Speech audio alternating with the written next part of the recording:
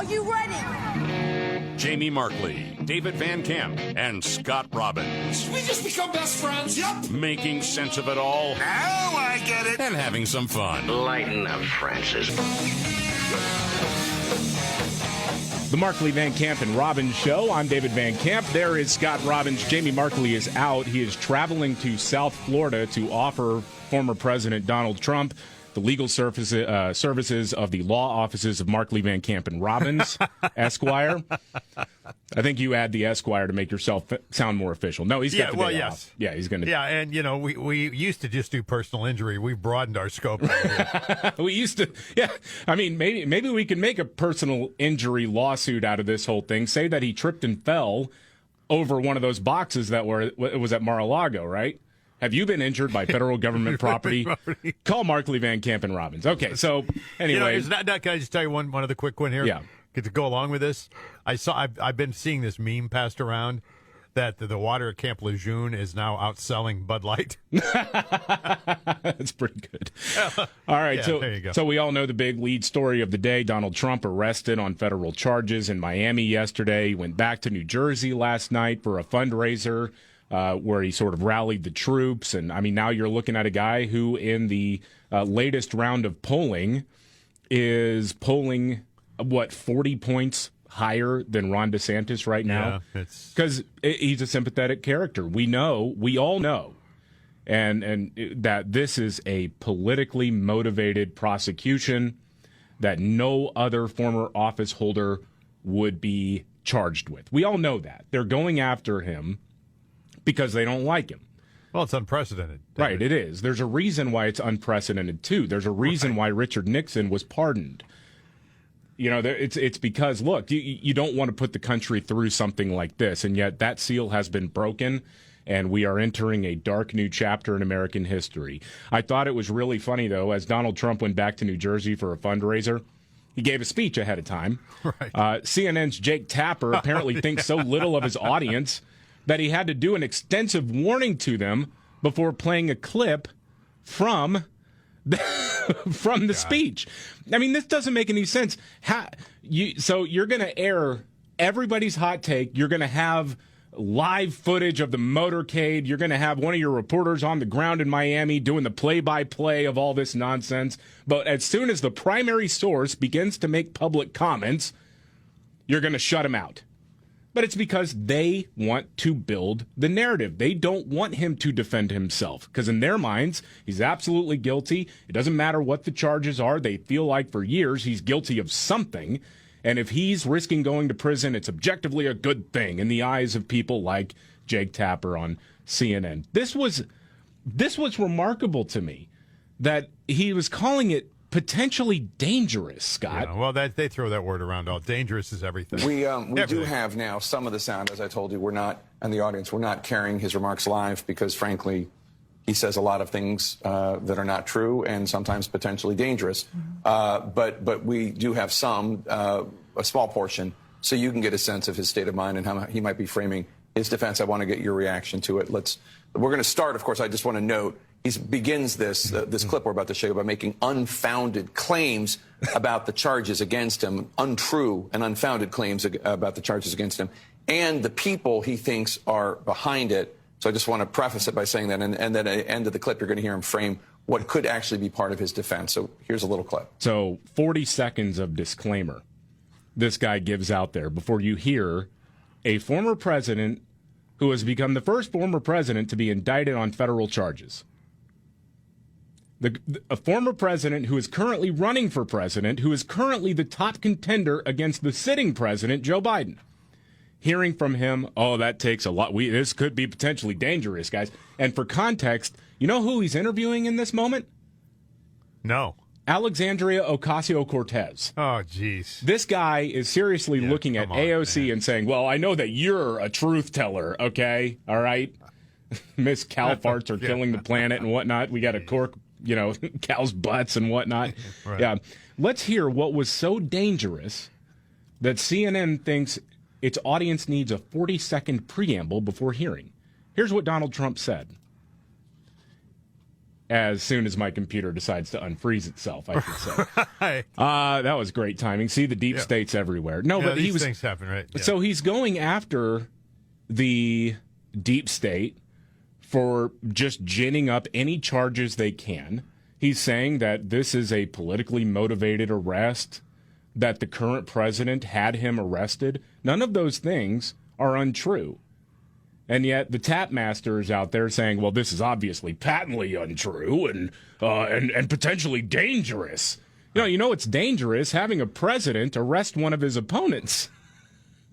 I mean, we were told by Hillary Clinton all those years ago that was horrifying. The idea of prosecuting a political rival was something that was only done in third world hellholes, and this is like reminiscent of Nazi Germany and whatnot. Okay, here is what Donald Trump said. Today we witness the most evil and heinous abuse of power in the history of our country. Very sad thing to watch. A corrupt sitting president had his top political opponent arrested on fake and fabricated charges of which he and numerous other presidents would be guilty. Right in the middle of a presidential election in which he is losing very badly. This is called election interference and yet another attempt to rig and steal a presidential election.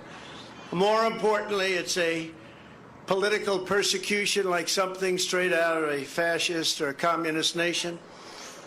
This day will go down in infamy, and Joe Biden will forever be remembered as not only the most corrupt president in the history of our country, but perhaps even more importantly, the president who, together with a band of his closest thugs, misfits, and Marxists, tried to destroy American democracy. I love the line, a band of misfits, thugs, and Marxists. That's great. The only thing missing there is miscreants. Yeah, right. So throw that in there. Well, too. also you got to throw in the child diddlers. Well, yeah, because those are there too, and the luggage thieves. Right. No, outside, so there was obviously commentary there from the president, and you can feel free to disagree with that, have a differing opinion, of course. But on the merits, on the facts, what did he say that was wrong? Do you want to quibble over the idea that these are fake charges? Well, technically, no, they're real charges. They have actually been brought against him. But the basic facts that he's laying out are true. Somebody said that Joe Biden directly didn't order this. Okay. I know, exactly. All right. Okay. Was Joe Biden unaware of it? Yeah, well, of course not. Just somebody working on behalf of Joe Biden. Joe Biden. Okay. Yeah. You want to split hairs, I suppose, but also I heard that today, though. A commentator said, well, Joe Biden didn't order anything. That's a lie. Well, okay. Again, we actually don't know that. No, first and foremost, that Joe Biden ordered the code red, and even still, I don't know if he would be capable of doing it. All I know is that he is the head of the executive branch, which just arrested and charged a former president of the United States and top political rival. Those are facts. That's happened. And that is, again, opening up a dangerous part or chapter in American history. And for all the people who are weeping and wailing over the lock her up chants, yeah, give me a break. Okay, all these people who were feigning outrage over how dare he talk about arresting Hillary Clinton, blah, blah, blah. The biggest regret I have, or the biggest lament, I guess I have, is that Donald Trump didn't actually do it. No. That seal has been broken.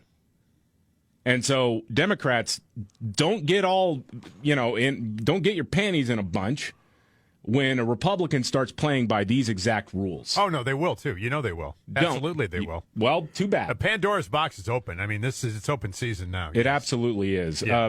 Tucker Carlson dropped a video last night. I want to get to that in a few minutes because that needs, I think, space to breathe. And, we only have so much time per segment to get to. So we'll be getting to that in just a few minutes. I thought a lot of what he had to say was really good. Meanwhile, the FBI ran 278,000 unlawful searches on American citizens that we know of. Gosh, dang. And as part of that, a new stunning revelation came out of that as well. The deputy director of the FBI, Paul Abadi is his name, tried to explain this situation, 278,000 unlawful searches or warrantless searches on American citizens. He tried to explain it to Senator Josh Hawley and accidentally walked into quite the bear trap here. With respect to the compliance incidents, Compliance, you would characterize the unlawful querying 278,000 times of American citizens as compliance issues? we've said before, I've said that totally unacceptable. Who's been fired for it? Individuals involved are handled through the disciplinary process. Who's been fired for it? We have, in the case of the unintentional instance where something similar happened, we have fired people in the past. Wait, I'm sorry. What does that word salad mean? The unintentional instance where what does that mean? Who's been fired for the 278,000 times that you improperly or illegally queried the database for American citizens? Anybody? When we find intentional incidents. Well, you're saying that the 278,000 queries were unintentional? I believe that's correct. Wow, 278,000 times. I mean, that's stunning, isn't it? Yeah, the actions were unintentionally found out. That it was unintentional. Yeah. Unintentional. That you were investigating American citizens for no reason, without any sort of warrant. You were just doing it, and that's what we know of. That was a whoopsie. Right. Do you get whoopsies like these? In what other context would you get to ride on that kind of whoopsie go round? I'm trying to figure this out. I don't understand this. Were you trying to break a record? Yeah, right. I mean, Well, the is there a bonus attached to it? I don't know. The previous high score was set by J. Edgar Hoover himself, and so 370,000. The ghost of J. Edgar Hoover is out there like George Costanza with the Frogger machine, trying to cross the street, right? Trying to keep his high score going. Yeah, J. Edgar Hoover is like the Ted Williams of the FBI. Right. I mean, that's amazing. And then, again, as Trump is talking about the deep state going after him and all of this, I mean, how can you possibly learn this information from the FBI and then turn around and say that, but they got it right with Trump? Yeah. Especially when we know the whole Crossfire Hurricane thing, the Russian collusion hoax, all of that. We know for a fact that was fabricated. That was made up. That was pushed by the Hillary Clinton campaign, by the FBI's own admission. But this time, the DOJ and everybody else is getting it right with Donald Trump. Give me a break. Right. That's absurd. All right, we got a lot to get to. I do want to play some of what Tucker Carlson had to say last night in his new video that he dropped on Twitter. We'll get to that. Also, the White House has condemned that dude who flashed his fake boobs at the White House. Yeah. They have said it's unacceptable and not representative of the Pride movement. Well, it kind of is. If you only anyway. been reading books to kids, it would have been okay. Yeah. David Van Camp, there's Scott Robbins. Jamie Markley is out today. He'll be back tomorrow. Tucker Carlson, Scott, dropped another video on Twitter reacting to the Trump arrest, and I think this was really interesting. And there was part of me thinking today, like, I just kind of want to play the whole thing. I don't know if we can do that, but anyway, it's really good. It's really good. Yeah, I watched it too last night. It's 13 minutes, and if you go on Twitter, that's the only place that you'll find it in full, or that's the main place where you'll find it in full. Go ahead and give him some views on this. But I do want to play some of the clips, and these are longer clips, but I think he makes important points about this. One of them, and the central thesis, is that he says the reason the system is so hell-bent on going after him is because he's rejected the D.C. status quo. And he talks about, calling out all these lawmakers on both sides of the aisle for lying about weapons of mass destruction in Iraq and other things. And then also brings up the point that we have spent trillions of dollars on infrastructure in this country. Trillions. And yet we still have crumbling roads and bridges.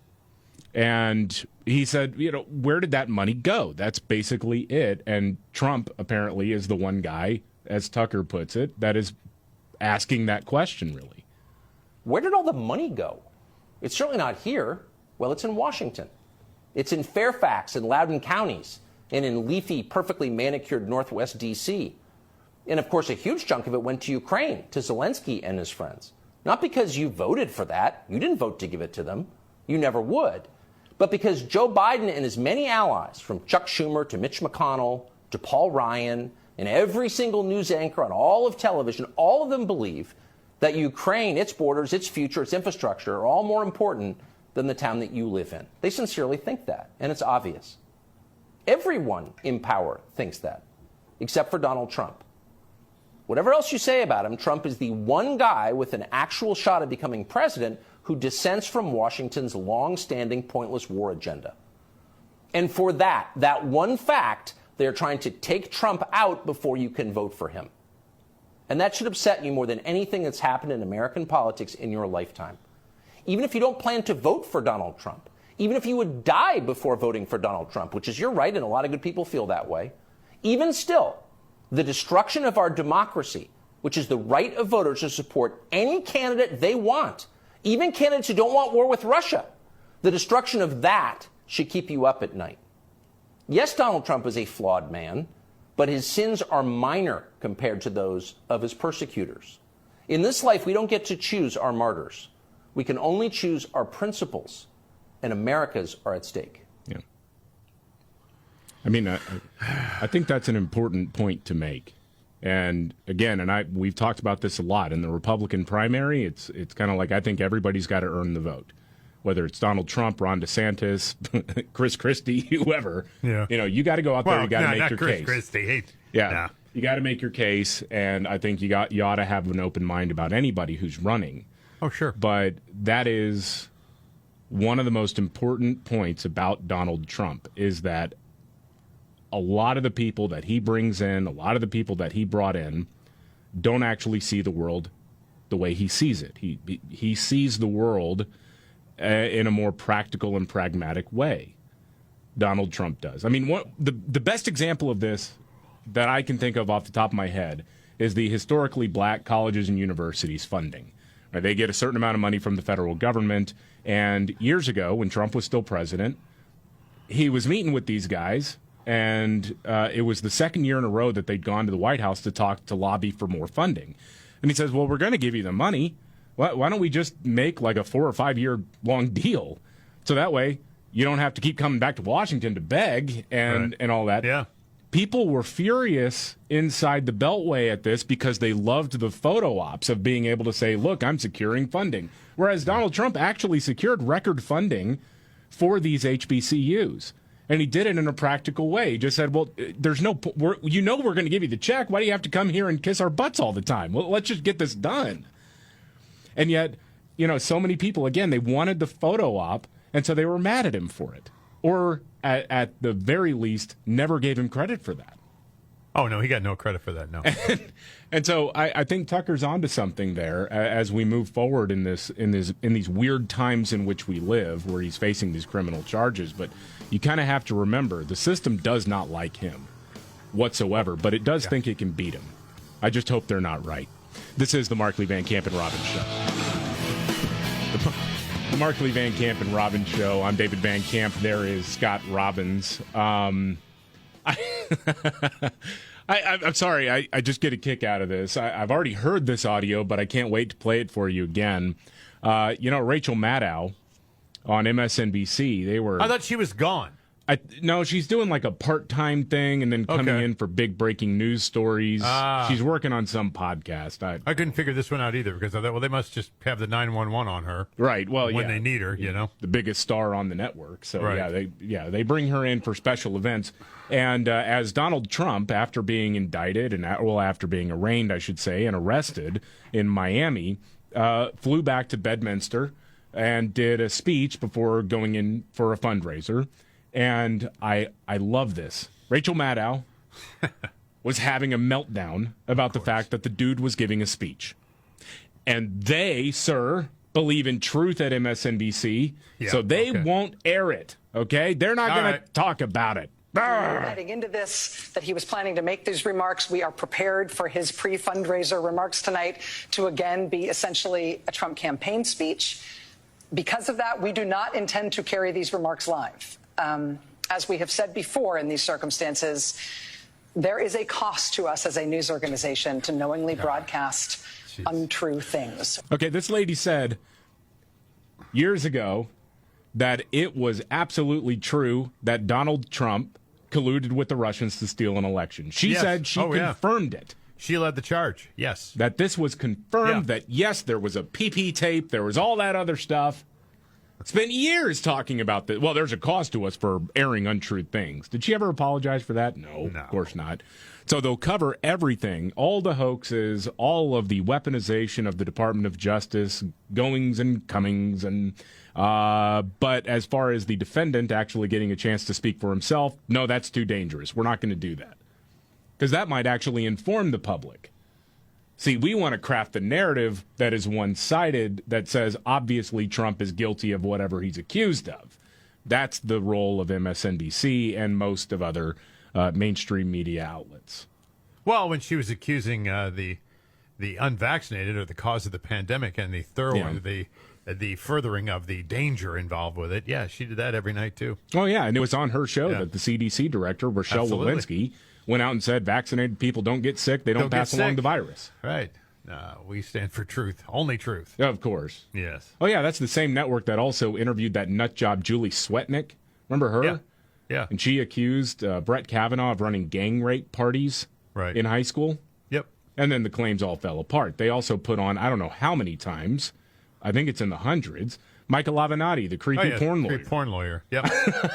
But there's a cost to us airing untrue things. Right. Okay. Yeah. All right.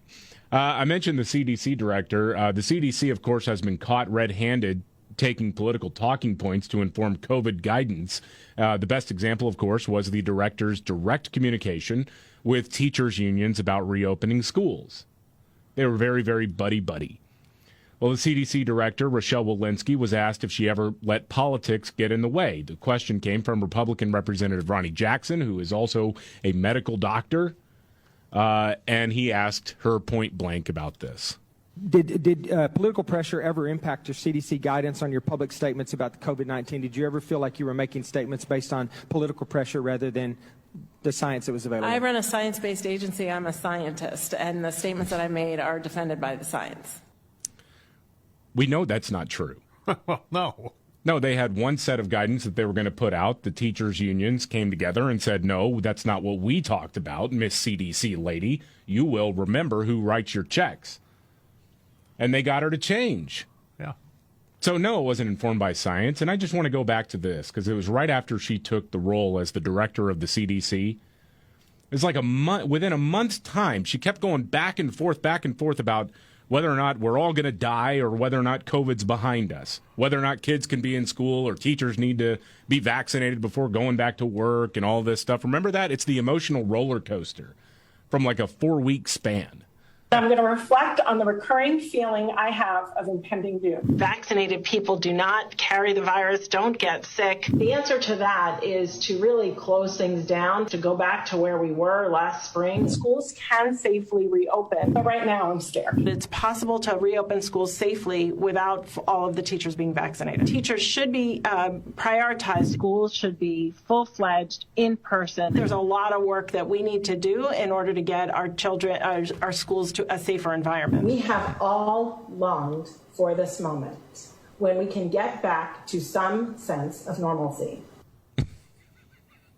Are we back to normal or not? That's not the sound of somebody letting the science dictate anything. No. And I present to you as evidence the state of Florida, which did let the science dictate things and did follow what real data were telling them. These people got in way over their heads during the pandemic, and Rochelle Walensky always looked like she was 10 seconds away from a complete nervous breakdown. Oh, yeah. Every time she was on television, every time. Yeah. As to whether to toe the company line or tell people the truth or what to do, and just was a mess. Yeah. You know, where you almost looked at her as a sympathetic figure at one point in time, like, golly. Like, she's not up for this. No, she's not, and somebody needs to tell her. Really, this has got to stop. Yeah. All right. More on that a little bit later. It's time for What's Your Story? Do this every day on the show at this time, where we go around the table, bring up stories that maybe not the biggest stories of the day, but something that caught your attention. Scott, you can go ahead and start off. Well, I don't know if you saw Creepy Joe's message to LGBTQ kids or not. Elon Musk did. in a very creepy message to the LGBTQ plus community. This was posted to the White House Twitter account Monday. Biden is heard saying, "These are our kids. These are not somebody else's kids. They're our kids." You remember that, don't you? Oh, yeah, I remember that, yeah. LGBTQ Americans, especially children, you are loved. You are heard. This administration has your back, Joe said. Well, Elon Musk, never missing a turn, said, "No, Joe, you're the government. They're not your kids." Right. He wrote this in Biden's remarks. It's not the first time Biden has said that, but it just gets creepier and creepier all the time. And thank goodness Elon Musk has the wherewithal to jump in there and say, "No, Joe, you're wrong. Yeah. Not your kids." Yeah, I mean, you have to do that. You have to push back against this stuff. You do. It's not, no, there is no takes a village, none of that. No. The federal government is not going to parent my kids. Right. Yeah. And Elon Musk said it. Yeah. And somebody like him needed to say it, and he did. So good on him. Yeah, I think that's one of the reasons. I mean, it's that kind of rhetoric from the highest office in the land and elsewhere, I think, that is making the alphabet mafia get rejected more and more by everyday Americans. Not out of malice towards anybody who's gay. And I feel like a broken record because I want to clarify this in case, Right. Because I know we some do. We'll hear about it anyway, but yeah. Yeah. Not talking about someone who's gay and wants to live their lives, someone who's lesbian wants to live their lives, bisexual, whatever, or even somebody who is confused about their gender and feels like dressing up as the opposite sex is the way to live a happy and productive life. We're talking about the activists who are actively going after kids and then screeching about kids committing suicide if you don't give in to every fantasy that a confused kid might have with surgery and hormone therapy. That's what the pushback is. And the idea that there are laws now being created across this country that if you refuse to allow your child to do this, they can take your kids away from you. Yeah. Under an abuse umbrella of some kind. Well, and this is smaller potatoes for sure, but in the state of Illinois, J.B. Pritzker, the governor there, is enacting a law that prevents people from removing objectionable material from school libraries. Oh, yeah. So if you have the, whatever, all the titles kind of run together for me, but, the illustrated book that shows the finer points of, in one case, pooping on each other for sexual gratification. Yeah. If you object to that, well, the school doesn't have to listen to you. Again, I have a simple solution to this. I really think I do. For every one of your representatives in your state, no matter where you are, if they're talking about this kind of stuff or doing it, in the case of Illinois, if your representative supports this sort of measure, then have them set aside some time where they can go into kindergarten classes and read out loud what's in these books to these kids. Yeah. How many of them will do that? Will that fat governor of Illinois do it? No, he's not going to do it. Right, no. But he needs to sit there and hold the book up just as you were doing it, flip the pages, and read directly from the books that are being banned. Well, go ahead. I'll one-up you. I mean, this could be potentially dangerous. Go to a park on the south side of Chicago and start handing out copies of pages from these books. Yeah. You'll be lucky if the cops are called, okay? Yeah. You're going to get your ass kicked. Absolutely. If you do that, because it's not appropriate for kids. That's pretty obvious to anybody with two brain cells to rub But together. if this is harmless, then what's the harm of you doing it? I mean, if there's nothing here, Governor, then go right ahead. Right. As a matter of fact, I encourage it. Yeah. All right. For my story today, so over the weekend, somewhat related to what you were just talking about, over the weekend during a Pride event at the White House, and you had a transgender activist flashing his fake boobs. And oh, I saw that. Believe it or not, the White House actually condemned it and banned him from future White House events. And the press secretary for the White House, Karine Jean-Pierre, had this to say about it. And I think this is remarkable because it actually shows that a lot of the things that are supposedly controversial in the so-called culture war, most of us actually agree on things. Can you believe that? Wow. We've, as you mentioned, the statement that we put out, you heard from us earlier today, the behavior was simply unacceptable. We've been very clear about that. It was unfair to the hundreds of attendees who were there to celebrate their families. So, we're going to continue to be clear on that. And that type of behavior is, as I said, unacceptable. It's not appropriate. It's disrespectful. And let's not, it really does not reflect the event that we hosted to celebrate the LGBTQ plus families. Again, hundreds of families who were here to celebrate their community and who were here in attendance. So, look, individuals in the video certainly will not be invited to future events, and this has not occurred before, right? This was not a normal thing that has happened under this administration, but we've been very clear about how we saw this particular behavior. But that's the type of behavior that this government talks about defending all the time. Right. This is what I mean by when you get through the politics of it. This is why in states like Florida, Tennessee, Texas, and elsewhere, they're wanting to say, hey, look, if there's age-inappropriate stuff at a drag show, no, you can't do that in front of kids.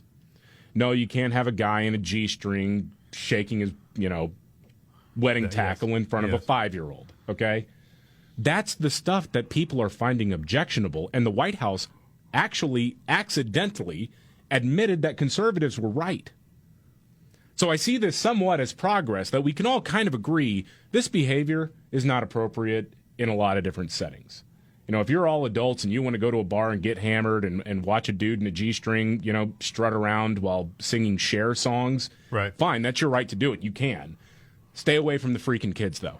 That's all we've ever said. That's seriously, that's all we've ever said. If you're a grown person and you choose to do these things, far be it for me to step in, as long as you're not hurting me or anybody else. Mm-hmm. That's it. Leave the freaking kids alone. That's all we've ever said on this show.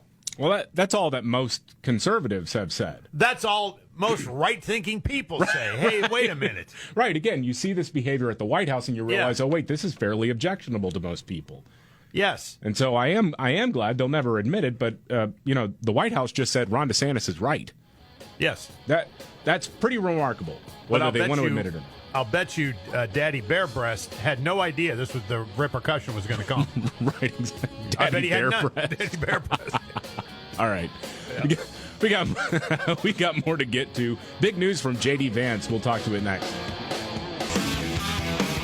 The Markley, Van Camp, and Robbins Show. I'm David Van Camp. There is Scott Robbins.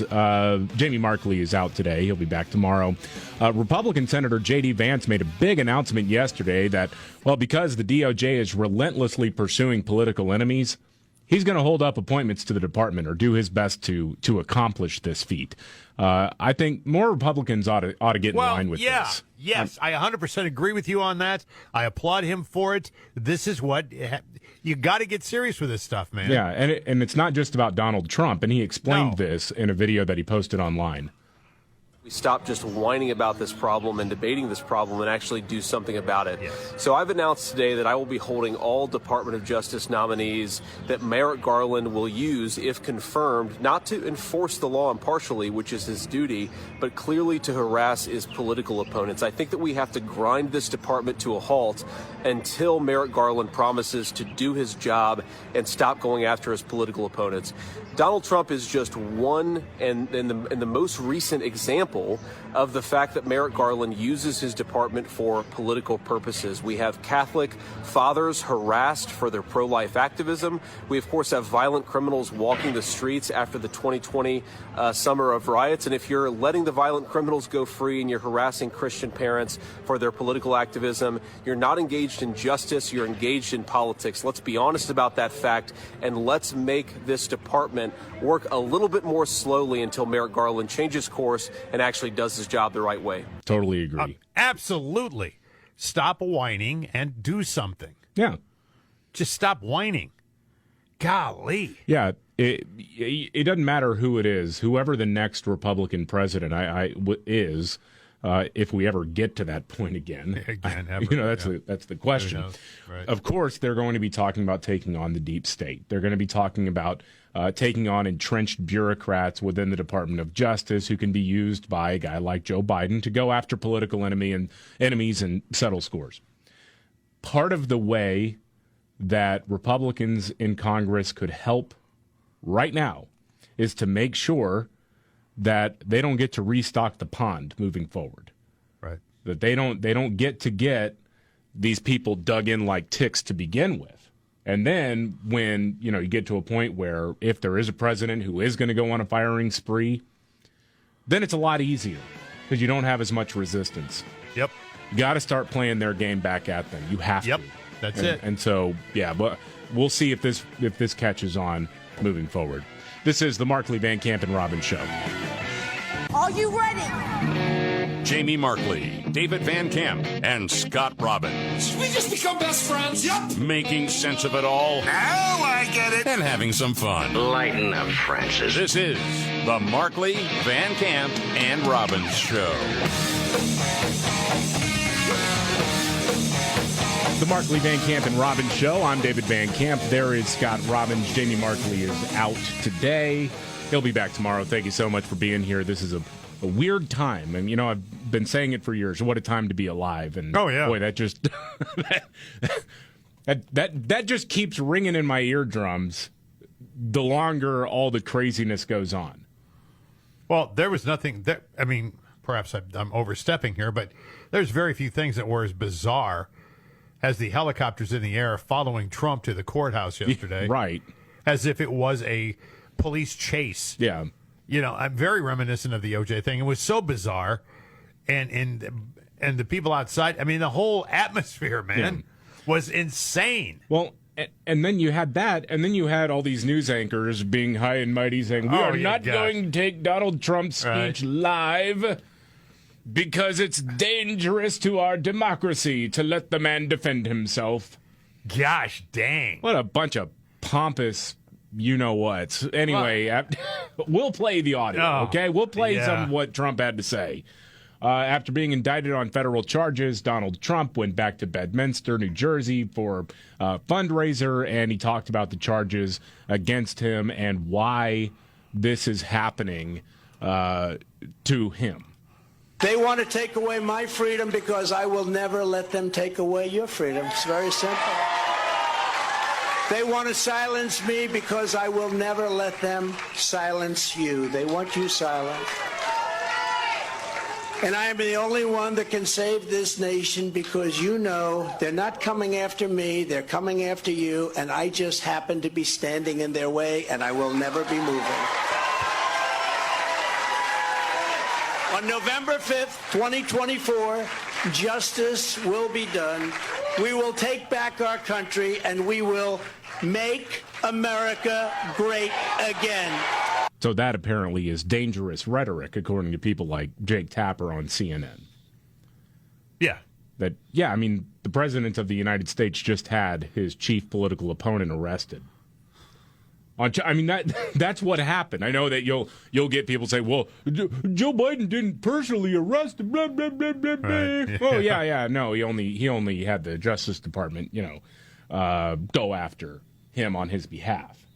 Yeah, the idea that somehow Joe Biden was surprised it happened doesn't fly.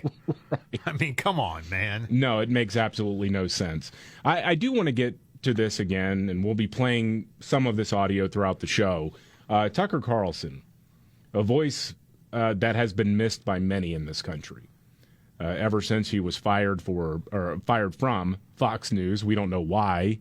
Particular. There are rumors out there, sources say this, that, and the other, but we don't know for sure why.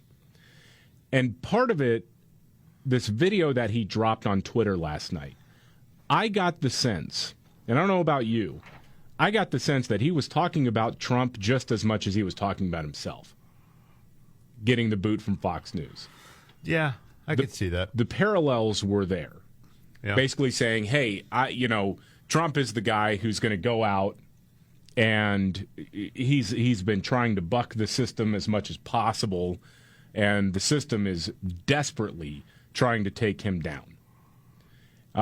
Anyway, Tucker Carlson dropped this video on Twitter reacting to the Trump arrest, and he laid out the case for why this happened. And I want to get your reaction to this, Scott.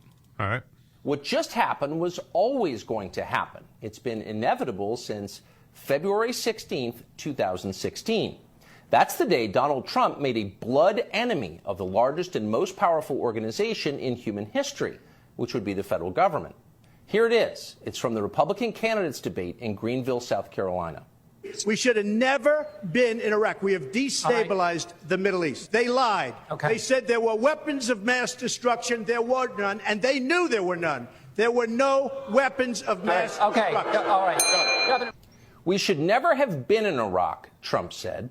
We destabilized the Middle East. Now, by the time Trump said that, a lot of Republican primary voters were starting to reach the same conclusion. How could they not?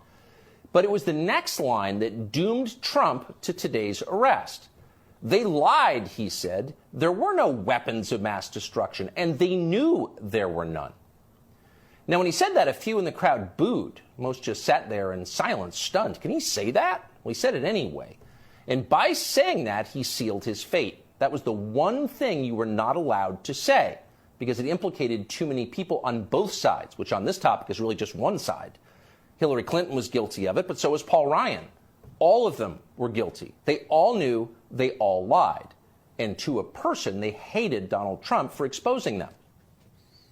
You know, and he made the point, too, that, you know, whenever something in politics comes up, whether it's the culture war, social issues, whether it's the debt ceiling, whatever, both parties, you know, get into their political camps and they have their political talking points that they throw out there left and right.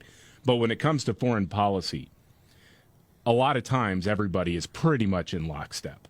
Yeah.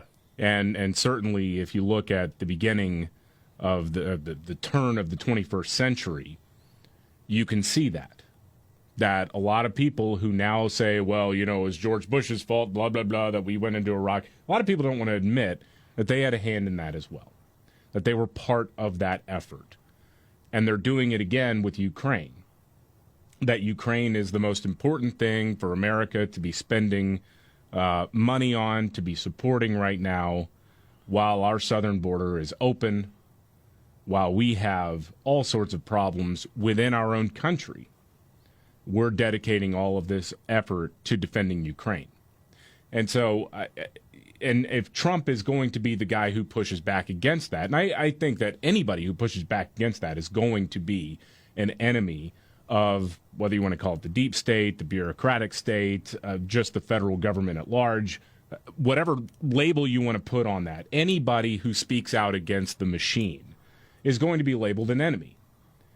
And some people are more vulnerable to the counterattacks than others. And certainly Trump has a checkered past, and that's why he's been vulnerable. They try to take advantage of that all the time.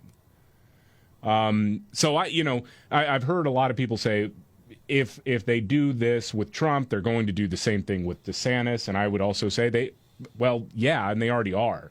Yeah, they already think are. about it. You've got the Democrat sheriff in Bexar County, Texas, who's recommending criminal charges because of that flight from San Antonio to Martha's Vineyard. And apparently Gavin Newsom has met with him and talked about potential criminal charges. Democrats are normalizing, weaponizing law enforcement against political enemies. How this shakes out in a primary in the Republican side, only time will tell. I have a pretty open mind going into this whole thing. I know that there are some people who like DeSantis, only want DeSantis. Some people who love Trump, only want Trump. All of that will get worked out. I think the bigger picture here, and Tucker hit on this, but the bigger picture to me is that right now the system is realizing that people are waking up to what's been happening. That other people's problems are always your problems, and they're going to spend your money to fix other people's problems in other parts of the world. And in fact, they will require you to put your life on the line to settle their own personal scores, whether that's in the Middle East, in Ukraine, wherever it is. They don't care about you. And more people are waking up to that fact. And anybody who becomes a spokesman for that awakening is going to be targeted. And that's what we're seeing. Yeah, I 100% agree with you, which is what you just said. But I go back on what was said here and what Donald Trump, according to Tucker Carlson, this was the inflection point for Donald Trump, was 2016. I clearly remember, and, again, I'm a conservative person, conservative guy. I vote that way. I remember clearly George Bush going in front of the TV cameras and talking about weapons of mass destruction. And we all just went, geez, Mm-hmm. That has to be stopped. That has to be stopped. Nobody said, what do you mean? What do you mean by that? What do you find out? What do you know? Yeah. I mean, how do you qualify that? What are we doing here? But we just took it at face value. Same reason, same thing we took with the pandemic. Yep. I mean, we just took these people who were telling us in these positions on face value. We didn't question it. We should have been questioning everything, I guess, in hindsight. Mm-hmm. But in the moment, you just have this trust that no one would lead you into that direction on purpose, right? Yeah. But they did it. Oh, of course they did. Yeah. I think the analogy that you've given before that I love so much is it's like you're going to a mechanic and they're looking at your car and they're saying, well, the whatever Johnson rod is out of whack and that's going to be $1,200. You're just like, well, I don't know what a Johnson rod is, but I guess it sounds serious. I just had this conversation yesterday about mechanics, right? Yeah. So I'm saying there was one that had $700 for the repair, one $400 for the repair. It turns out the repair was never necessary, right? Never necessary. But again, we've moved so far away from I know a guy, shade tree uncle, whatever. You can't work on these cars now. There's no way. Yeah. I mean, the skill set is off the charts, right? Yeah. On how you got to work on them now. It's completely different than those days. So we go in there. We're vulnerable when we go in there. Mm-hmm. Something's wrong with my car, man. I found out here that, you're going to need a carburetor on the scraper there. And then before that, you have no idea what they're talking about, but you just go along with it. Your B12 gasket cap is right. leaking. It's so, leaking. Yeah. And you go, I didn't even know I had a B12. Oh, yeah, sure. Well, ever since 2003, they were fire standard on every car. Really? But you just don't know, right? And this is the same thing. They sell us this crap. And Donald Trump, in 2016, as Tucker just pointed out, called them out. Yeah. And they shook in their boots. Mm-hmm. Oh, crap. Yeah. They're just supposed to take this on face value. What's going on here? Right? And I think we've had the beginning of a great awakening to this. And it's not because of Iraq. It's not because of the disaster in Afghanistan. It was because of COVID. Because, like you said, with the beginning of COVID, everybody was like, okay, what are we supposed to do? How dangerous is this thing? And so many people were just thinking, well, obviously the CDC is going to be upfront about this, or, so-and-so, or Donald Trump, or Anthony Fauci, or anybody. They're all going to be upfront about this. I'm going to take their word for it. Yeah. And then a couple months down the road, I mean, for me, it was like right after the 15 days to slow the spread thing when they were saying we're going to extend that out another month. And I remember driving around town and going, we can't do this. You said it. I remember you saying it. Yes. I felt sick to my stomach seeing all the places boarded up and hearing about businesses that had already gone out of business because the profit margins were so narrow, like little restaurants, taco stands, things like that. Yeah.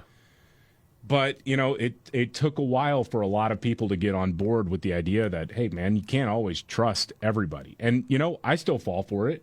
Oh, yeah. I know you still do. Jamie still does. A lot of people still do. You hear somebody saying something from a position of authority and you've been conditioned your whole life to believe that they're going to tell you the truth, or at least a version of the truth. Maybe not the whole truth, but something. And at every turn, the most important thing you need to do is ask the question, is it true or is it not, what this person is saying? And I hope this is a good pivot point for the American population, too, because I think COVID has really shined a light on how complacent a lot of people have been. Well, remember Trump questioned that. Yeah. He was one of the few people that said the origin was from the lab in China. Right. I mean, they went nuts when he said it. Right, and that was racist somehow. Because but is it true? Yes, it's true. Yeah, it's true. Now we're finding out. It wasn't hopping from animal to person. No. None of this garbage, or some sort of military we have in Chile or something who had it in their MREs. I remember that nonsense. Oh yeah, too? I remember. I mean, all this crap that was going on. Yeah. And again, you couldn't blame China. Don't blame China. It's not China's fault. Oh, it can't be China, no. Yeah, no, and he was right. Yeah. We got more to get to. The Treasury Secretary is not apparently planning for China's future financial war. We'll get to that much more. This is the Markley, Van Camp, and Robbins Show. The Markley, Van Camp, and Robbins Show. I'm David Van Camp. There is Scott Robbins. Jamie Markley is on special assignment today. He'll be back tomorrow. Thank you so much for being here.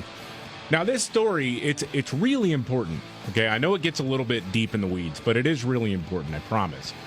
So for a while now, experts have been worried about something they call the nuclear option with China.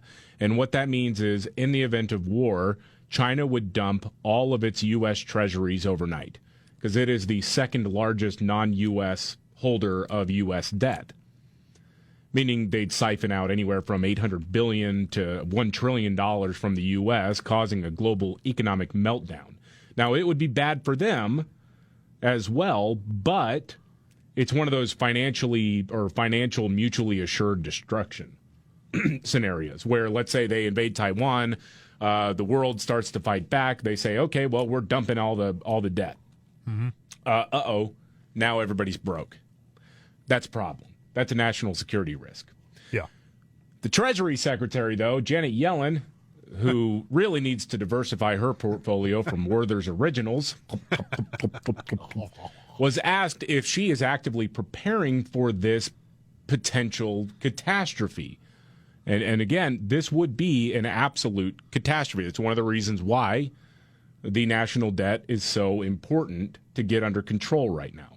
Anyway, here is the Treasury Secretary. So we are not engaging in specific exercises to address such a risk, but the United States, the National Security Council, is certainly concerned on an ongoing basis. Well, Madam Secretary, I would encourage Treasury to make preparations. Yeah, get on that, please.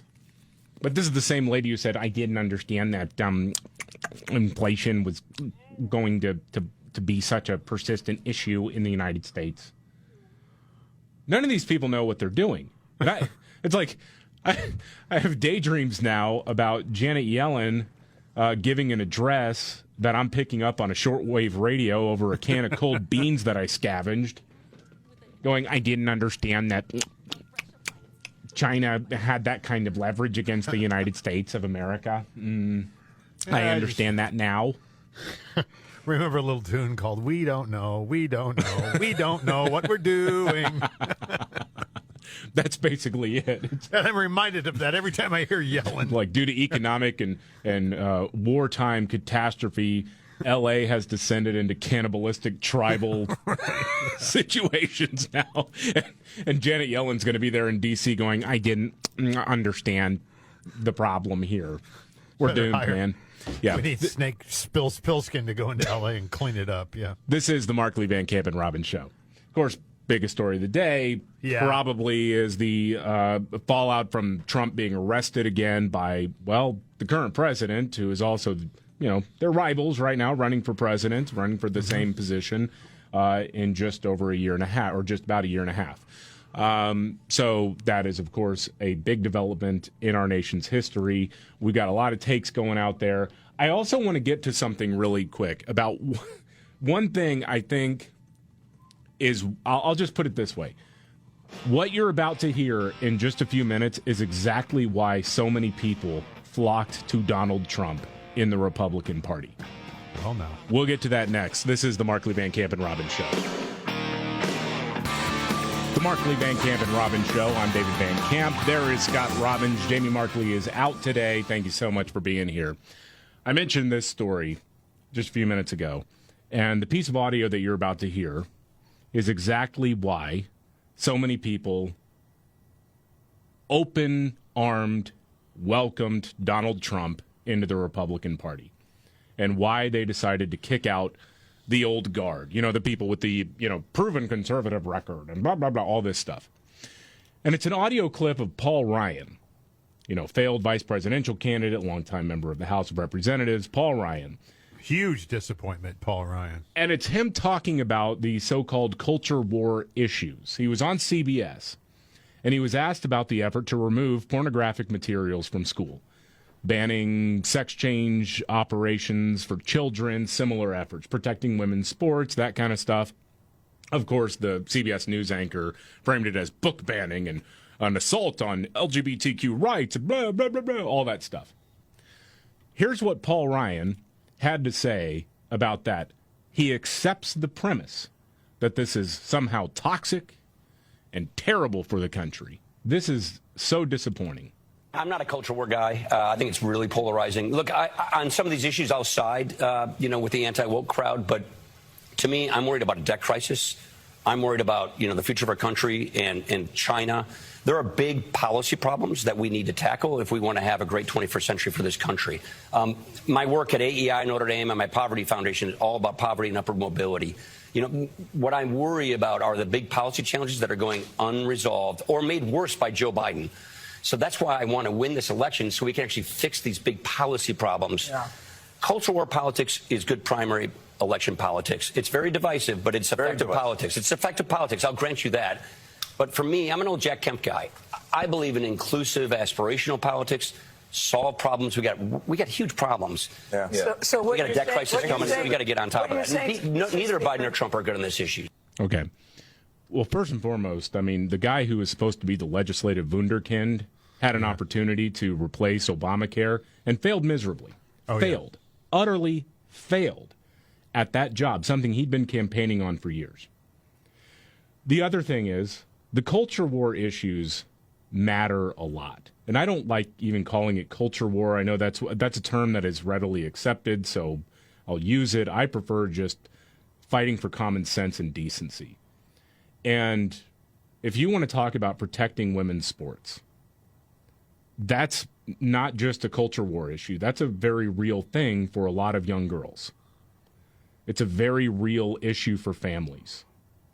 You cannot address what he calls pure policy, fiscal policy issues if you have a population that is not only, forget about the alphabet mafia stuff, is actively being taught in school that America is the great evil in the world. It's a terrible place. It's racist. It's homophobic. It's evil. Oh, they never really repented for slavery and all this stuff. The woke ideology is not just a difference in political opinion. It is an active effort to get young people to believe, and it's been successful, unfortunately, for years, to get an entire segment of the population convinced that the way America works, the fundamental bedrock principles of a constitutional republic in which we live, are flawed, are racist, and are evil, and should be overthrown. So if you have an entire population that is brainwashed to believe something like that, you're never going to talk about tax reform. You're never going to get to that point because the left is busy overthrowing our system of governance. That's what they're doing. So, yeah, it does matter, Paul. It absolutely matters. It's not just people screaming about men dressing up in dresses or whatever. It's not just that. It's not bigotry. It's not anything. It is taking a look at what the left is trying to do, which is to fundamentally overthrow this country. So, yes, it's important. And I mean, the guy talks about this as if it's polarizing or somehow less polarizing than privatizing Social Security. Come on. It's like fiscal policy can be very polarizing as well. Mm-hmm. So, anyway, yeah, go away, man. That stuff drives me nuts. We got a country to save, and guys like him are not going to get us. No, he's not leading the weight on anything. No. And the thing, you're right, though. I mean, culture always is going to intersect in all this. So. Mm-hmm. Has to. Yeah. Well, an example of this, I don't know if you've seen this, an elementary school in Charlottesville, Virginia, had fourth graders leading a pride celebration at a school assembly. Yeah. Yeah, Rob Schilling, a radio host in the area, got the video taken at Johnson Elementary School, and it is creepy. You got fourth graders talking to other fourth graders, other elementary school kids about all of these things. Well, it stands for lesbian, gay, bisexual, trans, queer. Cool. Now, let's have a book about Pride Month. Yeah, then they open up a book about Pride Month and they read about this. This is the term that has been used for this and other Marxist-based ideology is secular religion, because that's what it is. This is basically a prayer call to the new state religion. God, where am I? And again, I hate doing this every time. Not going after anybody who's gay. Not going after anybody who is confused about their gender ideology. I'm going after the monsters who feel like this is okay to be brainwashing kids in this way. To force children to take part in what guys like Paul Ryan write off as some meaningless culture war. See, you're right. No, I agree. I mean, I 100% agree with you. This is basically just woke child soldiers. This is what they're doing. And no, we got to put a stop to this. This matters. This matters a lot. The parents in this case were not made aware that their kids were participating in this. Mm-hmm. The parents get no rights. And this is in Virginia. This is where you got Glenn Youngkin, who literally ran on the premise of getting this kind of stuff out of schools and getting public education back on track to teaching kids how to read and write and do arithmetic. And yet they can't help themselves but continue to do this kind of indoctrination of small children. It's disgusting. And it's even more disgusting. I understand why the left wants to do it. I get it. I understand. They're involved in a battle here. They want to push it. What I'll never understand is how former leaders of the Republican Party, of the conservative organization in this country, can sit back and say this is meaningless. It's not meaningless. It matters a whole lot. Well, and to hold up Jack Kemp as some sort of shining example. I mean, the party of Jack Kemp. Jack Kemp, 90% of the country has no idea who the guy even is. Whatever he stood for in your brain, it's going to connect with people. I don't know. I honestly don't know what it is. That's him trying to be part of the party cool kids of Jack club. Kemp. Yeah, Jack Kemp. Mm-hmm. If you want to say Ronald Reagan, okay. But Jack Kemp. I want to be the party so of Grover Cleveland. Yeah, right. Anyways, Exactly. Also, in the news today, the White House is celebrating new inflation data, even though we're still in historically high territory. Is this not the dumbest thing you've ever seen? Yeah, did you see the tweet that they put out? Yes. It was a chart that talked about inflation coming down month to month. Yeah. Except it also shows exactly when inflation started getting out of control. Right. Which was a couple months after Joe Biden took office when they passed the American Rescue Plan. Inflation still exists. It's just less than it was. Well, and again, when you're looking at it like year to year kind of stuff, when you have 40-year highs last year, right, and exactly. it only increases 4% this year, you're still victory.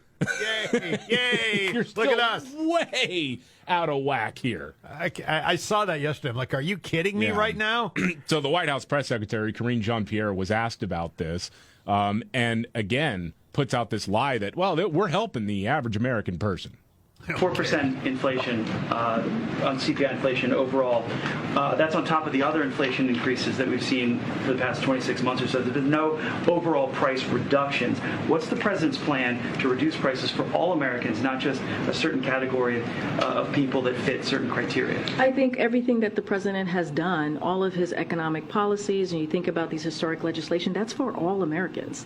That's to make sure that we continue to lower costs, whether it's healthcare, whether it's energy, whether it's not just that, but also creating good-paying jobs. That's to make sure that we build an economy that doesn't leave anybody behind. Whose energy prices have gone down? No one's.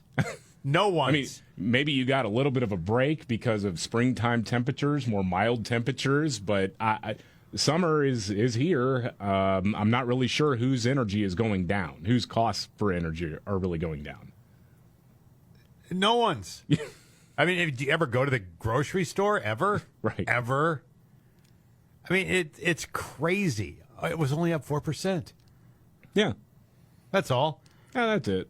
But it was up like, a gazillion percent, 8 months ago. So what are we doing? It's so misleading. Again, so jivey. Yeah. I mean, I use the analogy all the time. Let's say, 2 years ago I sold you an apple for $1. Then last year I sold you an apple for $8. Now this year I'm selling you the same apple for $10. $10. See, prices only went up $2. That's all. So that's a huge reduction in the cost of apples that I'm selling Scott Robbins. And for some reason, he's willing to pay $10 for an apple. Really? Okay. Wow, that's only $2. I'm saving money. Look at that.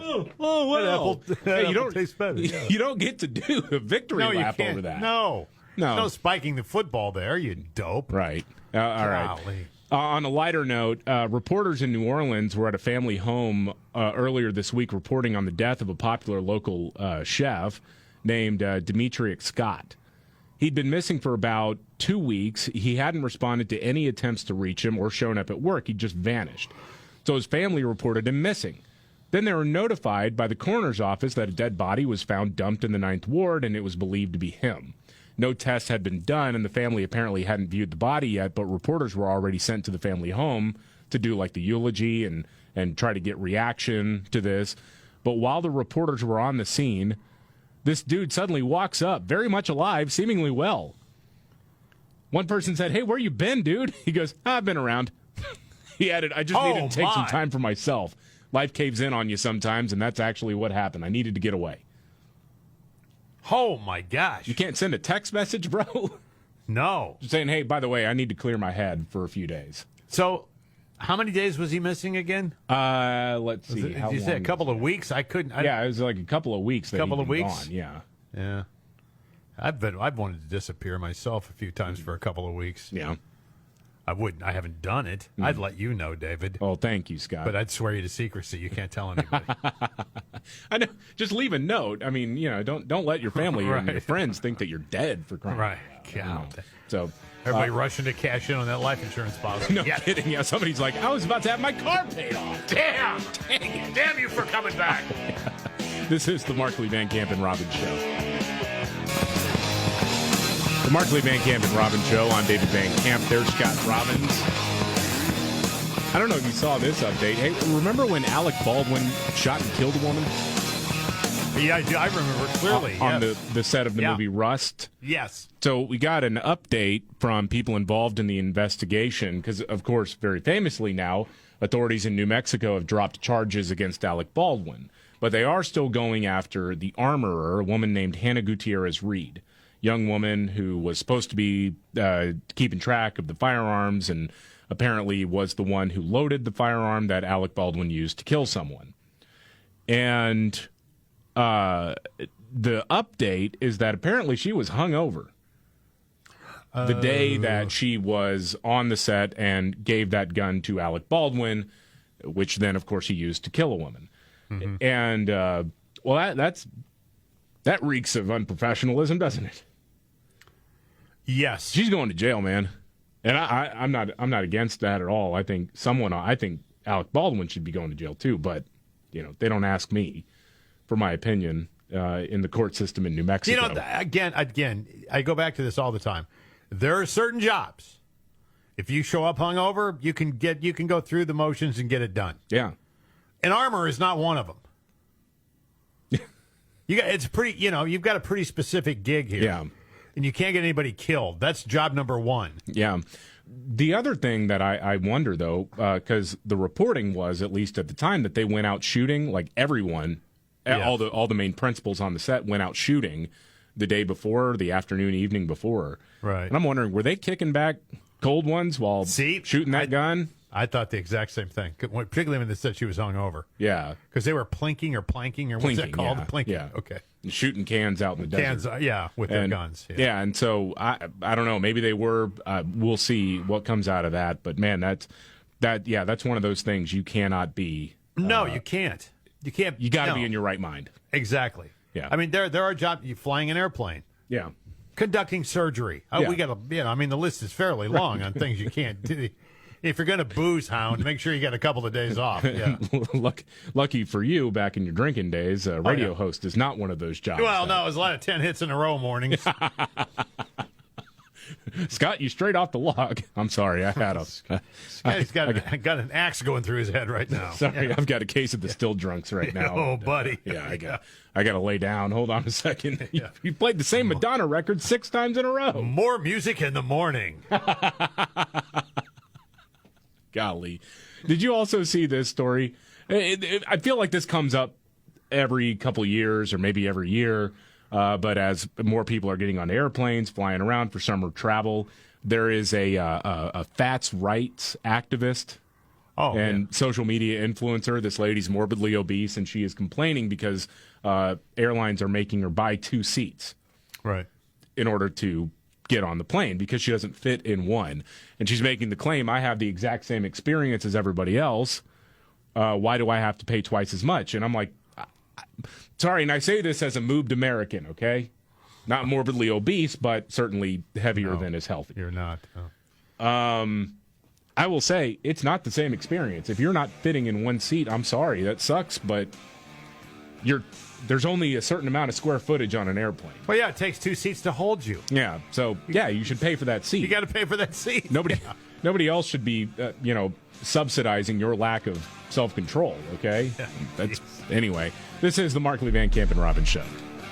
Are you ready? Jamie Markley, David Van Camp, and Scott Robbins. We just become best friends. Yep. Making sense of it all. Now I get it. And having some fun. Lighten up. The Markley, Van Camp, and Robbins Show. I'm David Van Camp. There is Scott Robbins. Jamie Markley's on special assignment. We'll get to, of course, the Trump indictment news and an update on the Biden bribery allegations in a moment. But I just saw this. Oh, here we go. Portland School District considers bringing back cops at a distance. You want to get rid of the cops because we've got to defund the police. We don't want police, our schools to be militarized zones, all this left-wing nonsense that's gone on all over the country. Very few places better represented than Portland for this kind of lunacy. So they've got a pilot program that they're rolling out. They want to restore Portland Public Schools' relationship with police after shootings near campuses earlier this year. The cops won't be in the schools, Scott. They'll be near the schools. What does that mean? When you said that from a distance, I'm like, what are you talking about? I saw on the horizon? Yeah, I saw this in the Portland Mercury in the summer of 2020 in the midst of a global protest movement against police violence. Okay. Portland Public School Superintendent announced that he was effectively discontinuing the presence of Portland police officers in district schools. We need to re-examine our relationship with the Portland Police Bureau, he wrote at the time. Mayor Ted Wheeler, a.k.a. Todd Whalen, on this show. Yeah.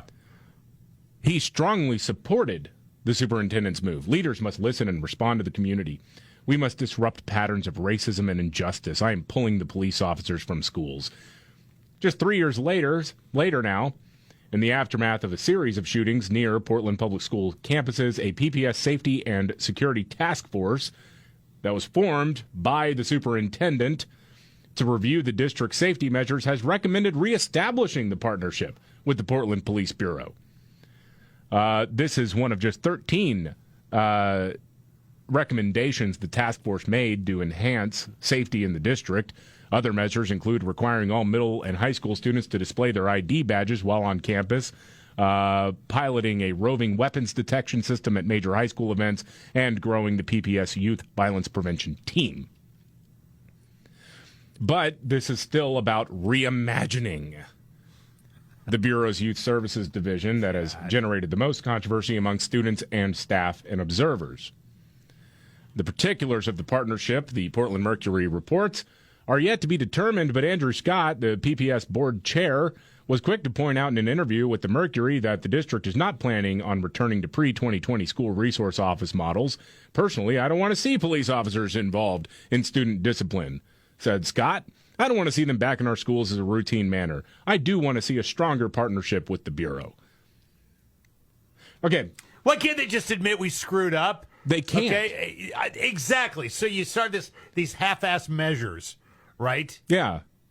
Well, they really won't be here, but they'll be close, and, Dude, I mean, you got a situation now. You were wrong. Yeah. Where elementary school enrollment has declined by more than 17% since 2018-2019.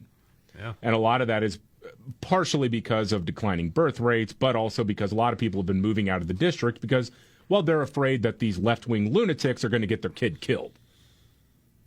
And so they don't want to deal with it. They don't want to deal with the crime. They don't want to, they don't want to worry about this stuff. So they move to a different school district.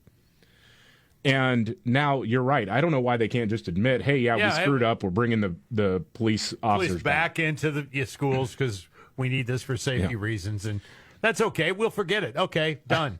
I love this quote. Ilana J. Wilson, executive director of the progressive organization Next Up, The decision to respond to societal violence with police represents a failure of imagination. God. The default for adults and specifically for board members and probably for parents too is police. That is the default for public safety, rather than these other very, very impactful investments in counselors, social services, etc. Stop. I don't even want to finish the quote. I don't either. Well, for the sake, somebody may be curious. Okay. Social services, counselors, yada, yada, yada, that we know do work. When folks are in fear mode, they revert back to their default. They haven't worked, you moron. They haven't been successful. Oh, boy. Who's sending out the sweater-vested Dr. Phils to stop gang violence right now? Nobody. And you're under the assumption that that's all you have to do. And the violence will go away. Just sit down and have a conversation. Yeah.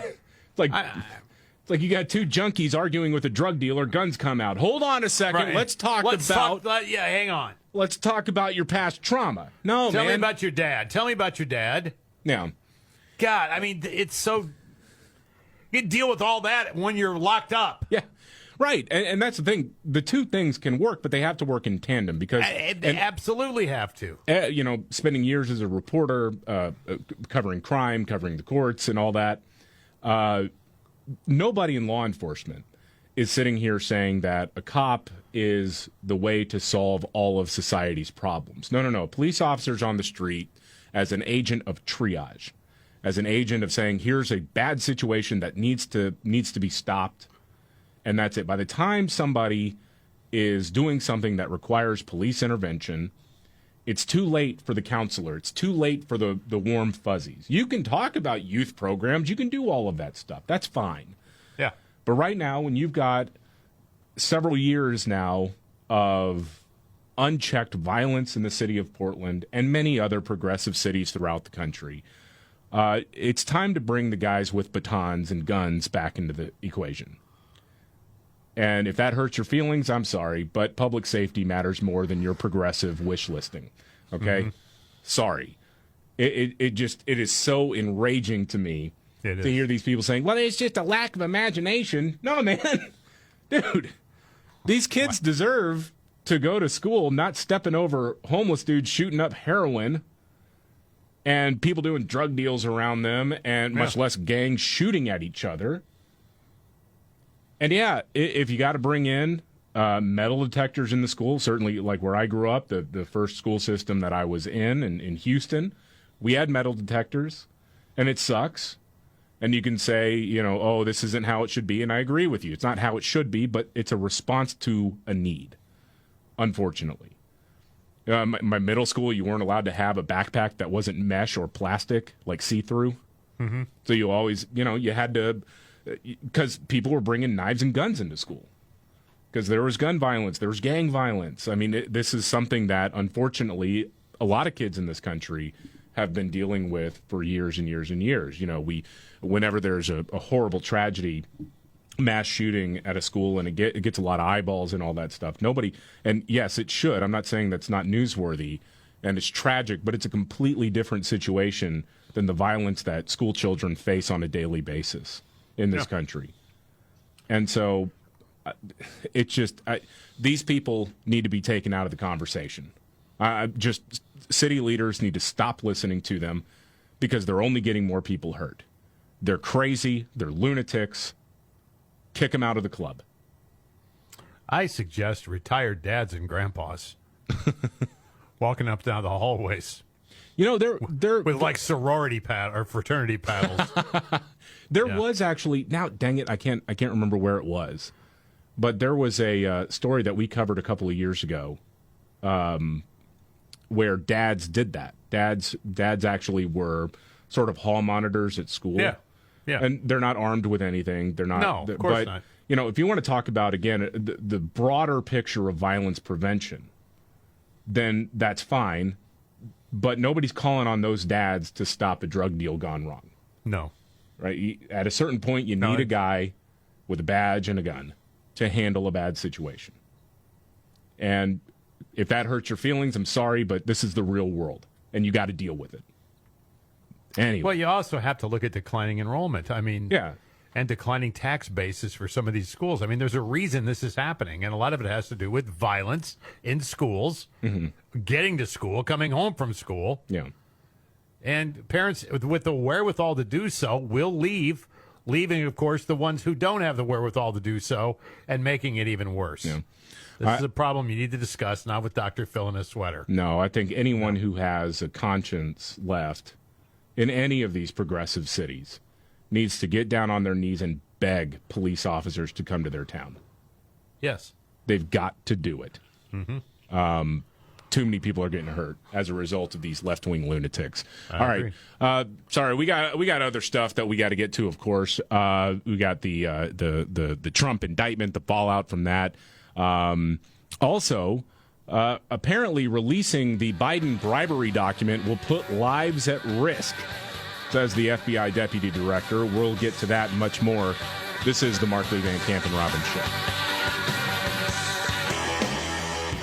The Markley, Van Camp, and Robbins Show. I'm David Van Camp. There is Scott Robbins. Jamie Markley is out today. He'll be back tomorrow. Thank you so much for joining us.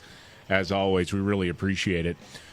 So Joe Biden stands accused of taking a $5 million bribe from a Ukrainian gas company official, and according to an FBI document, the person who bribed him has tapes of them setting up the arrangement, 17 in total, 15 with Hunter and 2 more with Joe Biden himself. That's what's alleged. Now, the FBI won't publish publicly the document in question, and the deputy director of the FBI, he's a guy named Paul Abadi, says it's because someone could die if they published it. I don't know. Does it involve Hillary Clinton? I'm not sure. I don't know. Could have an unfortunate accident with a bedsheet. Oops. Yeah, whoops. So Senator Josh Hawley asked him to explain that during testimony on Capitol Hill, and this is pretty remarkable here. It is potentially a question of life and death for whom? With regard to the source of the information. So, okay, so now we've confirmed that the document exists. That's progress. Why don't you just release it? Is it classified? The document is not classified. Okay. Will you commit to releasing it? Senator, we'll take that back, and we will work with you in this committee. How about just a yes or no? Will you commit to releasing this unclassified document that alleges that the President of the United States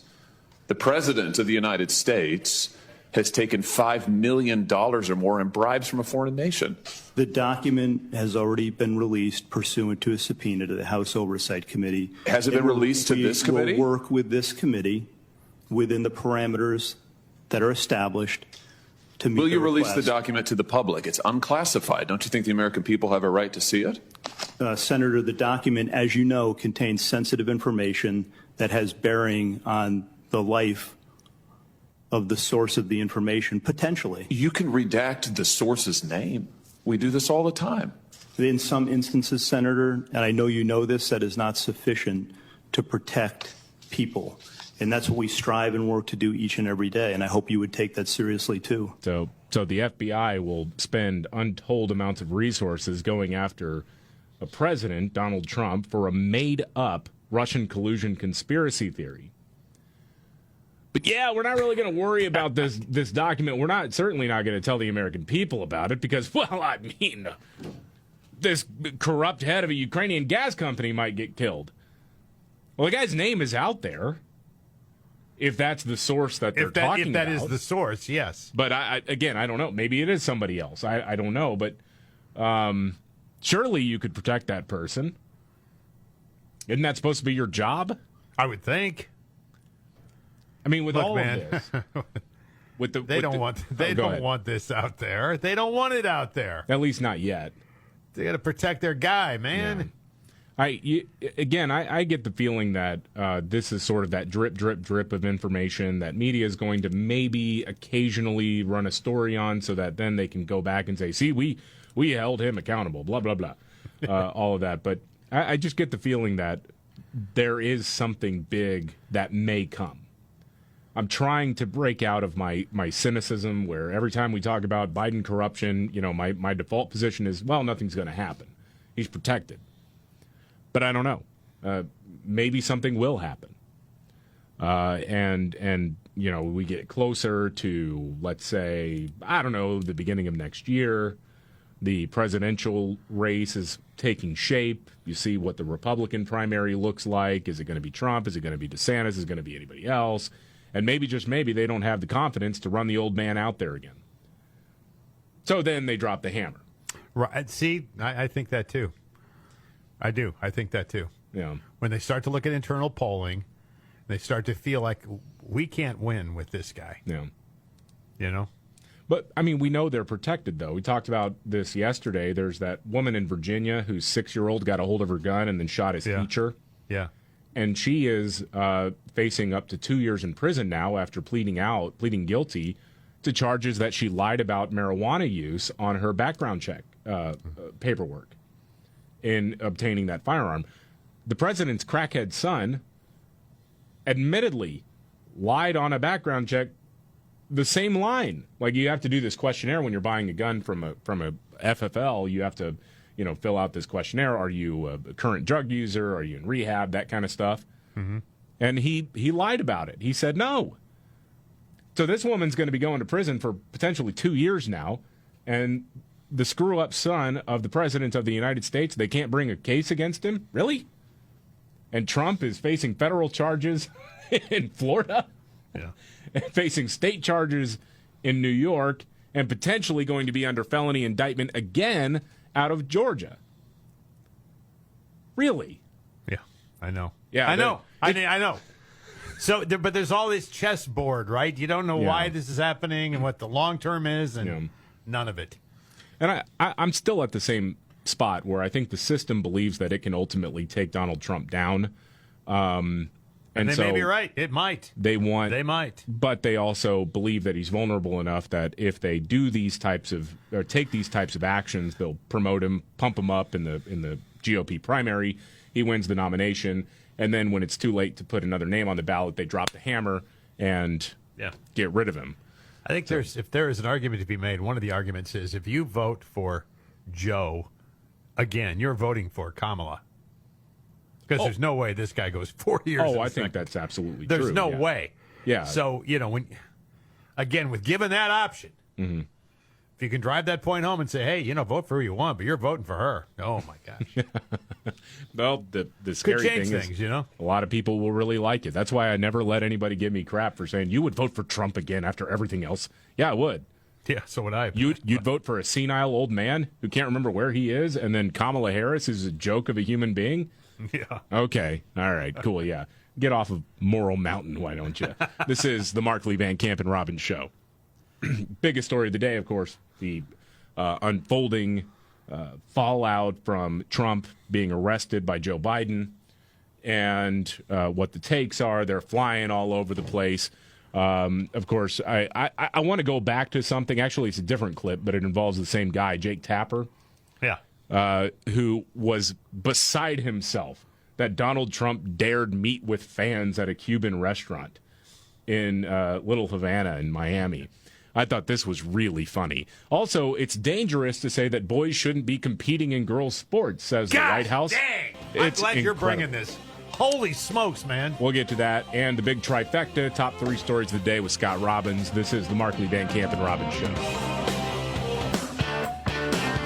The Markley, Van Camp, and Robbins show. I'm David Van Camp. There is Scott Robbins. Jamie Markley is on special assignment. He'll be back tomorrow. Thank you so much for being here today. So I just want to play this for you. After being arrested on federal charges, Donald Trump stopped off at a Cuban cafe. People there loved him. People there started singing happy birthday to him.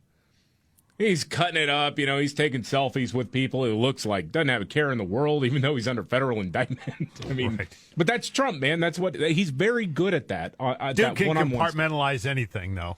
Huh? He can compartmentalize anything. Right. He just, he can go from one part of his brain to the next. It just like that.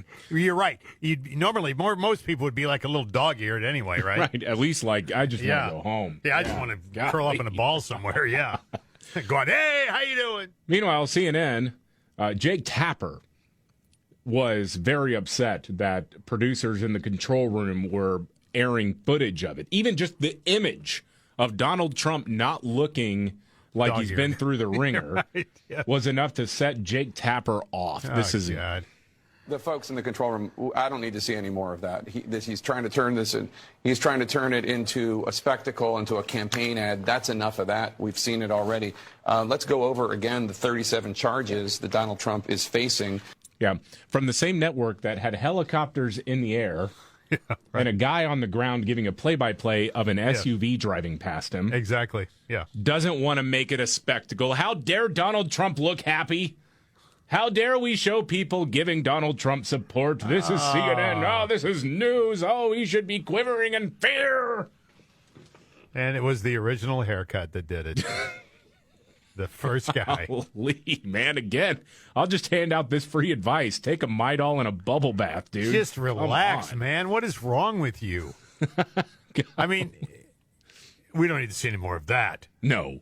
Okay. No. Donald Trump smiling and meeting with people who genuinely seem to like him. Oh, we can't have that. Everybody hates him. God. The voices in my head tell me so. Oh, man. Just really sick people. Speaking of sick people, man, the Biden administration is proposing a rule change to Title IX, which would make it easier for boys to compete in girls' sports. Insanity. In the name of this gender ideology nonsense. And I'm glad to see several female athletes have now come out and signed on to this group letter saying, hey, this is wrong. This is gutting girls' sports. And in some sports, it's putting girls at a risk of injury. Yep. And the White House doesn't care. I mean, injuries can happen with any sport, you know, if you are competing, whether you're a boy competing against other boys or a girl competing against other girls. Everyone knows there's a risk that something could happen. But when you see the videos of like the trans rugby player, this big beefy dude who's just trucking over women, exactly, yeah. Or the NHL actually did or sponsored a trans hockey game where one of the women involved, who was actually a woman, I guess identifies as a man or whatever, got laid out by a dude who thinks he's a woman, winds up getting sent to the hospital. It's like an amateur game. Has a severe concussion. Yeah, there's an injury risk. That's just a fact, but apparently facts are hateful. So here's the question and answer from spokeswoman Karine Jean-Pierre yesterday as they were talking about these proposed changes to Title IX. What would the president say to parents out there who have daughters, let's say in high school, for example, who are worried that their daughter may have to compete against a male, a person born male, and there could be directly in physical athletic competition and worry about their daughter's safety? So look, what you're alluding to is basically saying that transgender kids are dangerous. No, it's not. That's not what he said. That's not what anybody alluded to. No, nobody alluded to that. No, you stop the spinning. It's a guy. It's obnoxious for you to say that, though. Right. Sounds like that's what you're saying. Well, you're saying that their safety is at risk. Yeah, but you're laying out a broad example or explanation of what could potentially happen. A broad example explanation. That is dangerous. That is a dangerous thing to say. That essentially transgender kids we're talking about are dangerous, and so that's something that I have to call out. And that is irresponsible. I just laid out how complicated this issue is. It's not complicated at all. Not at all. Actually, no. I mean, that's the thing but this is what the left always does. They take something obvious and they try to overcomplicate it to lift a phrase of yours, Scott, it's a bunch of McGurkin, to where your average Joe is going to sit there and think, well, geez, I get they just threw a lot of words at me. Mm-hmm. I guess maybe it is more complex than I thought. And then it's like, no, there's a reason why we have gender-specific sports. Well, yeah, and they get you spinning like a lathe because they can. Yeah. They can say things like dangerous. Yeah, it's dangerous. Irresponsible. Shut up. Saying that trans people are dangerous. These are the same people who said it was inappropriate or too risky to not put a face mask on a toddler, are now saying no big deal to have dudes competing against girls in a potentially physical sport. Okay. Be careful around your pets because they can catch COVID too. Right. Remember that one? Yeah, I remember that. Coronavirus, yeah. That's right. Yeah. All right. There you go. It's that time. Are you ready for your big trifecta, Scott? Sure. All right, here we go. Are you ready? 1, 2, buckle my shoe on. It's the 3 most important news stories of the day. I hit the trifecta. Well, at least according to Scott Robbins. It's the trifecta on the Markley, Van Camp, and Robbins Show. All right, it's the trifecta. Top 3 stories of the day, according to Scott Robbins. Usually Casey Kasem is along for the ride, but he vacations with Markley. Golfing with Markley today. That's what they're doing, Yep. All right, so number 3, we count them down 3-1. Amazon, you're telling me, locked a guy out of his house? This is weird. Brandon Jackson is the guy's name. Found himself in the midst of a little problem. May 25th, he discovered that his smart home, which is tied to Amazon, was no longer doing that which he was paying for it to do. Jackson noted that his primary way of interfacing with all of the technology is through his Amazon Echo via Alexa. And lo and behold, something suddenly would not respond to his request. He couldn't get in his house. He's locked out. At first, he thought, well, is it possible I got hacked? But he said, I go to such great lengths to keep my password secure. So he took the security issue off the table. So what's going on here? The answer is stranger than you might think. Or maybe it's part and parcel of what we're dealing with today. On May 24th, a package was delivered to his home. His doorbell camera was programmed to say, "Excuse me, can I help you?" For one reason or another, the driver, who was walking away from the door and wearing headphones, decided the doorbell camera had somehow uttered a racial slur. The driver files a complaint. Lights in his house go out. What? Yes. So he can't get in his house. Nothing works. Oh, my gosh. Said, I'm sharing my experience. I hope to encourage Amazon to reform and rethink their approach to handling such things in the future. It's essential for customers to feel confident. I don't feel confident. Oh, well, I mean, that's on you, dude. You should have never given the keys over to a centralized tech company that can do that. That's one of the reasons I don't want any smart locks. I don't like any of the smart technology, the Internet of Things in my home, because I really don't want one. I'll just be honest. I've seen enough horror and sci-fi movies in my life that I know how this can go sideways. Mm-hmm. Suddenly my blender's coming to kill me in my sleep. Right. Something like that. But then also there is a very real risk that at some point a company's going to do something and take action against you for something it finds objectionable or could be objectionable. And I don't want to give them that amount of power. We saw that in, what was that last year in Colorado? There was a town where they were having a heat wave, and in this town, a lot of people were saying, I can't control my thermostat anymore. Well, it's because they had smart thermostats, and they had unknowingly auto-enrolled in a program where the government can decide what your thermostat is set at. And they can do that. We currently work with a guy. He's got one of those apps. He sets his thermostat and his lights on and off based on the smartphone. I hate that, man. I hate that so much. But, I mean, they don't even call the guy to go, hey, what'd you say? What happened? Some delivery guy said, hey, that was a racial slur. Boom, shut you down. Mm-hmm. Unbelievable. All right, it's the trifecta. Top 3 stories of the day, according to Scott Robbins. Number 2 is the governor of Michigan, Gretchen Whitmer, launching a new political action committee. Yeah, a fundamental freedom pack, which is hilarious coming from her. She said, today I'm launching a Fight Like Hell pack to support candidates who fight like hell for working people and their fundamental freedoms. It's time to build on our momentum and support candidates who will deliver real, meaningful change. Join us. Now, she talks about the fundamental freedoms. Let me remind you, this was the governor who would not allow you to buy seeds for your garden during the pandemic. Yeah. Same person who took away every freedom you have in the state of Michigan because of the stupid edicts that she put into place.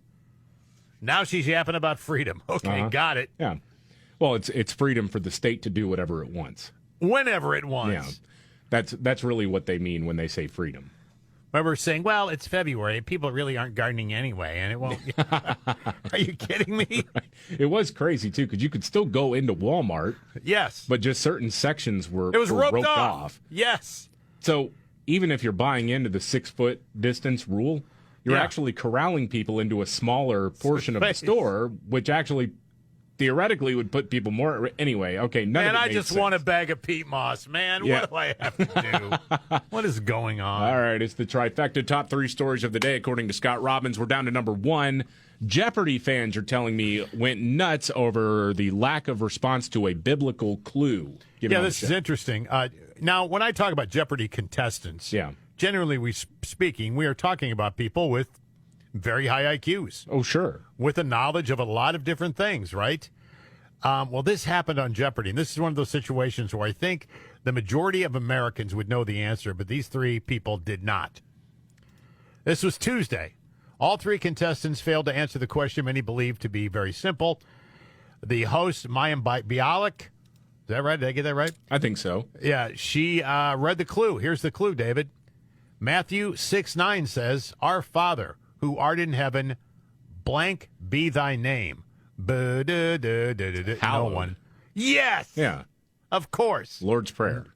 No one got the answer correct. No one. Laura, Joe, returning champion, Charisse, none of them. There's just buzz on the response. Nothing. Wow. On the response. 3 geniuses. What were they thinking? Frank be thy name? Is this some sort of gender thing? I don't know. I don't know. Be thy they them be thy pronouns. I don't know. They them be thy name. That's the thing, man. You can be really book smart, but if you go through academia, you're being taught by godless communists. So you wouldn't know that stuff. I think you could go out to the local mall, and I would guess at least 70% of the people would know the answer to that question. Sure.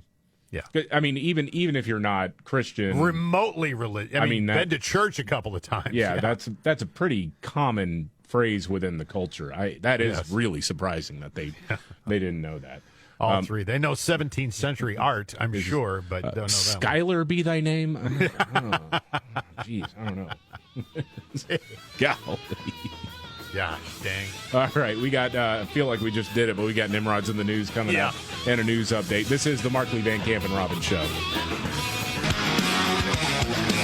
Markley, Van Camp, and Robbins Show. I'm David Van Camp. There is Scott Robbins. Jamie Markley is out. He'll be back tomorrow. Thank you. I'm sorry. BBC broadcaster apologizes for using a slur on air. What was the slur about? It was about seaweed. Seaweed? Seaweed. BBC anchor profusely apologized after an environmentalist corrected him on air for using the offensive term seaweed when referring to marine algae. The host, Amo Rajan, was asked to not use the common nickname when talking about the ocean plant that has recently washed up on a beach on the southwestern coast of the UK. This guy whose name is Chris Packham, okay, it's actually, Chris Packham said, I'll politely ask you to mind your language. Can we call it marine algae rather than seaweed? The weed word puts it at an immediate disadvantage, doesn't it? Okay. Then he apologized. I'm so sorry. And that's important because I actually looked it up and I still got it wrong. Okay, so we got to worry about seaweed rights now. Instead, okay. Is that like misgendering seaweed? Are you going to fire up a bowl of algae this weekend? That's called feel-good algae. There you go. Okay, got it. Dumb. Are there times when you just see news reports and think, I don't want to live on this planet anymore? Yes. It's just the lunatics are running the asylum. Oh, yeah. They are. Seaweed is an offensive term. Okay, well, there you go. Meanwhile, Merrick Garland answering questions today about the indictment of former President Donald Trump. He says, I was not involved in the charging decisions, sort of. He was asked, what was your role? And he goes, so as you know, I can't Jamie does the impression better than I do, but he does. I'll try. I can't talk about the particulars of this or any other ongoing criminal matter. As I said when I pointed out Mr. Smith, I did so because it underscores the Justice Department's commitment to both independence and accountability.